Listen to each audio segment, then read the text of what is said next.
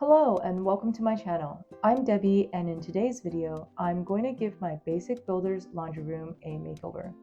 In my last video, I broke down the 3 changes I'll be doing to transform this laundry room.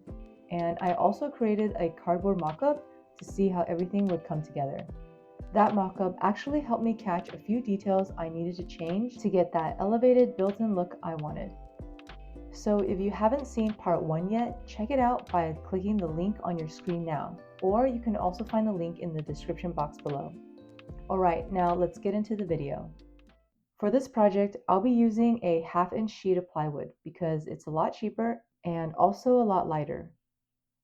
With any plywood I get from the store, I'm always going to prep it by giving it a light sanding. Right now, I'm just lightly running a pencil through the board, and as I sand, the pencil marks will fade.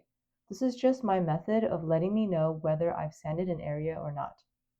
I'm going to start with an 80 grit sandpaper. Then I'm going through a second pass with a 120 grit sandpaper.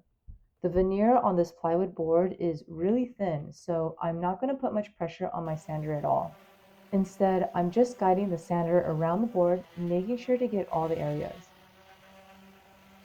Before I continue my second pass, I'm going to brush away the sawdust. That way, the sander will have good contact on the plywood.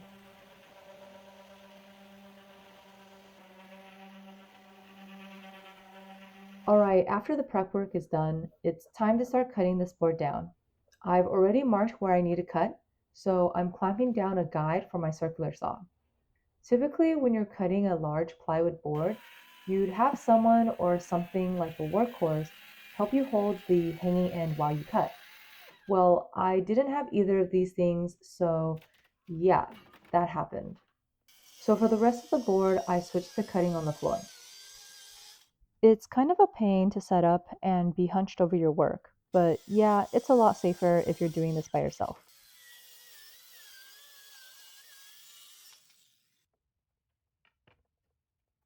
To cover the bottom of my upper cabinets, I'm using a 1/8-inch hardwood board and a 3/4 square dowel for the trim. I cut the hardwood board down to size and then sanded all the edges smooth.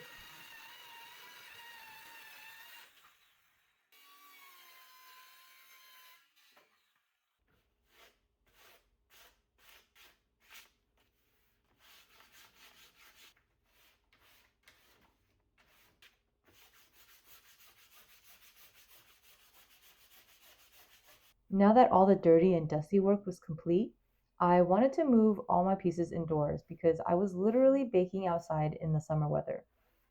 But before I take everything indoors, I'm using a tack cloth to wipe everything down and get it ready for paint.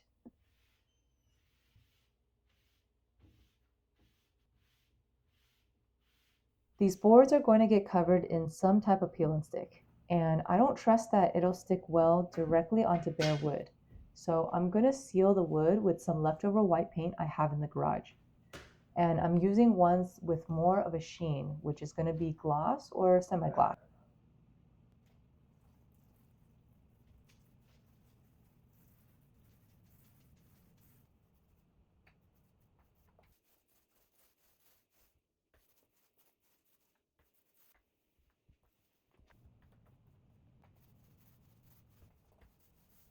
Once everything is completely dried, I'm going to start assembling the countertop.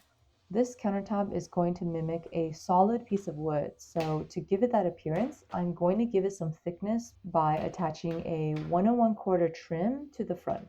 To do this, I'm going to be screwing into the edge of my plywood board, which is only a 1/2 inch thick. That means my screw has to go in straight or else it'll damage the surface. So to avoid a crooked screw, I'm drilling holes for where my screws will go. And I'm using a jig here to make sure my screws are centered. I also want my screws to sit flush with the wood surface, so I'm going back through with my countersink. As I'm screwing this trim on, I'm also adding just a dab of liquid nails in between screws for added stability. While the glue dries, I'm going to start with covering the underside of my upper cabinets. I've already set up a plastic sheet to protect my workspace, and this will make cleanup super easy. I want to install my screws towards the back and the front so that they'll be hidden in the final product.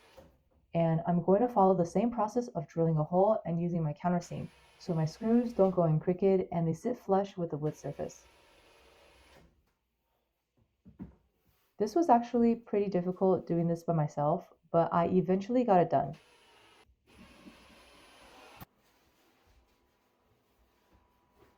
And this is how it looks. I'm definitely going to put some wallpaper over this so that this seam in the wood gets hidden.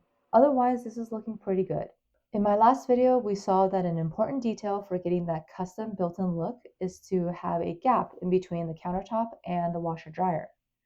Now, because of how tight my space is, I'll have to attach spacers underneath my countertop that'll hold it up high enough to get that gap.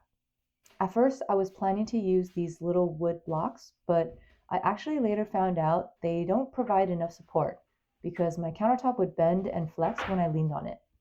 So I actually changed these out later on. But for now, these little blocks are going to help me make sure that everything is looking and fitting correctly. If you've ever done any kind of home improvement project, you might know that almost nothing in the house is ever perfectly square. And that's true in my case here. The top right corner of my false wall is hitting the upper cabinet, while the top left corner has a half-inch gap below the upper cabinet. And looking at the gap below my countertop, the gap seems smaller on the right side and bigger on the left side, which just didn't make any sense to me at the time. I decided to first work on the countertop and make sure my spacers had the correct height. What I did was first focus on the spacers on either end of the countertop. I played around with their placement on the different elevations, and as long as the gap looked consistent across the washer and dryer, I was satisfied. Now to figure out the heights of my spacers that'll hold up the center. I had to get a little creative and I used dough to get the exact height I needed. Play-Doh would have worked, but I didn't have any on hand, so I just made my own homemade Play-Doh. I didn't get this on video, but I just placed the ball of dough on top of some scrap wood and then placed my countertop board over them. After a few minutes of letting the dough dry, I had the perfect guide to let me know the exact heights I needed for these center supports. I shaved off the excess dough and used some scrap wood to match the height. I'm also adding a layer of carpet. This will go on the bottom and help prevent the wood from scratching my washer and dryer.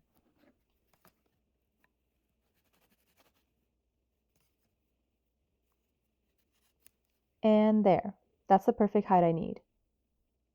Earlier I mentioned that the small spacer blocks didn't provide enough support. So I'm cutting out longer supports that'll span the depth of my countertop. And this did the trick. The wood no longer flexed when I leaned on it. Now that I have my longer supports, I'm using wood glue to glue together my wood pieces. And I'm leaving off the carpet for now until I nail these spacers into my countertop.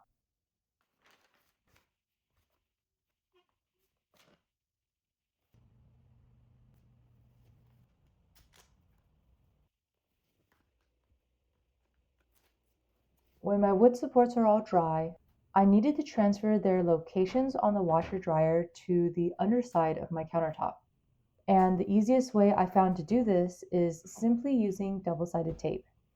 I place double-sided tape on the tops of all my supports, and when I place my countertop over them, they should all stick onto the underside of the countertop.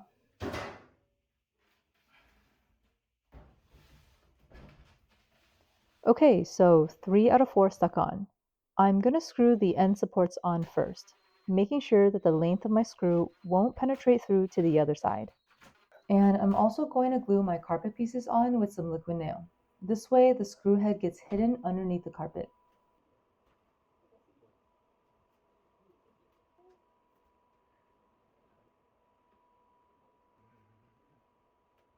I did the same process again to get the last center support on and then glued and screwed everything down. If you're wondering why I hadn't glued the full height of my center spacers, honestly, I'm not really sure myself. I think it was just in case if the height needed to change.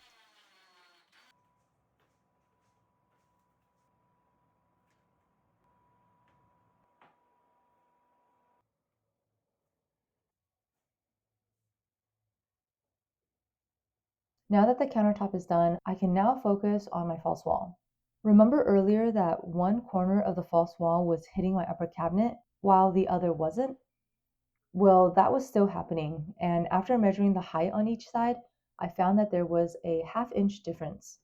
So I'm taking it outside to shave a little off the top. I'm also going around the bottom with my router so that when I go to lift this open, the bottom edge doesn't scrape or get stuck. It's a small detail, but I think it'll save me some headache in the future. So this false wall is going to lift up and slide like a cabinet door. And to do that, I'll be attaching wheels to the top edge of my plywood board. These wheels will slide on a metal track I'll be installing into the wall. But I've been thinking, even with a ½ inch plywood board, this false wall is still pretty heavy. And I'm having concerns that the wood surface might split or crack under the weight. So I'm going to reinforce these areas by gluing and screwing on a 1-inch plywood board on either side where these wheels will be attached.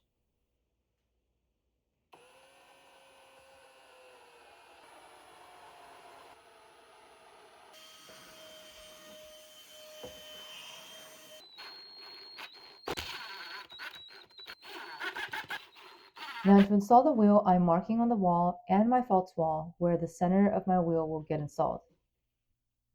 And to transfer the exact diameter of my wheel to the wall, I'm using an index card to help me. I'm also using a level to draw a straight line across for my metal track. Now it's time to cut. I want to also add that before I started cutting, I used my stud finder to approximate where the studs were. Since these tracks will be carrying some weight, I will want to have them anchored down into studs. And lucky for me, there were studs in the areas I needed. Now, when I opened up the drywall on the right side, I found there was a nail sticking out. So to get that flattened, I used the 2-hammer method to avoid damaging the drywall. And that worked perfectly. Based on where the wood was behind the drywall, I marked 2 locations with a Sharpie and started drilling holes into my metal track.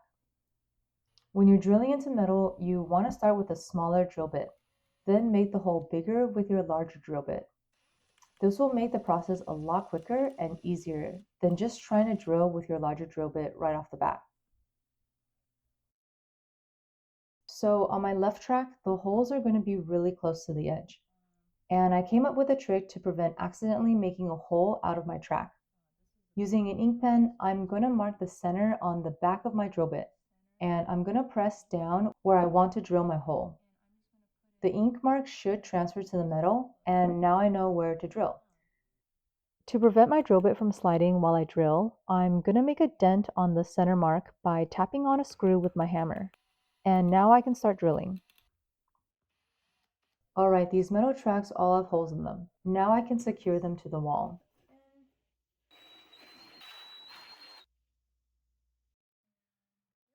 Once these tracks were secured, I'm going to double check that the mark I made earlier on my false wall is still correct.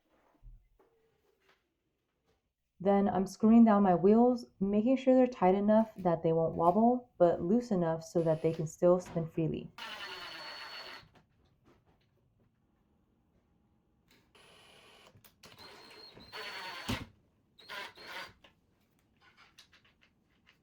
After putting the false wall on the tracks, everything is working perfectly, except that one side of my false wall is constantly scraping the wall, but only at the bottom. So to help me figure out how much to shave off the sides, I'm using a pencil and running it along the wall. The bottom of my false wall was also hitting the countertop in certain areas. So I did the same thing, but this time angled my pencil down since I don't want a huge gap here. I gave my false wall this final trim, and finally everything was working and looking perfect. Alright guys, we accomplished a lot in this video, from cutting and sealing the plywood to actually assembling and installing everything in the laundry room. I am so excited to see how this space all comes together. So check back next week for part 3 of my laundry room makeover, where I'll be adding the finishes that really bring the space to life. If you've been enjoying this makeover series, please give this video a like and subscribe to my channel so you don't miss the final transformation. As always, thank you guys for watching, and I'll see you in the next one.